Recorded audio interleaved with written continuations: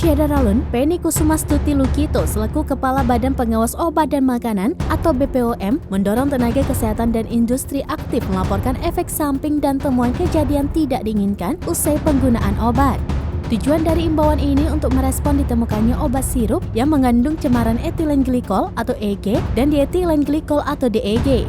Dua senyawa tersebut diduga menjadi salah satu faktor penyebab munculnya gangguan ginjal akut pada anak di Indonesia. EMESO merupakan aplikasi monitoring efek samping obat yang nantinya laporan tersebut akan segera ditindaklanjuti oleh BPOM. Selanjutnya BPOM pun mengimbau masyarakat untuk waspada dan menjadi konsumen cerdas. Selalu mencatat jenis obat yang dikonsumsi di rumah sakit, swamedika, atau di fasilitas kesehatan. Tonton video ini selengkapnya di YouTube Serambi On TV dan Facebook serambines.com. Jangan lupa like, komen, dan subscribe. Terima kasih.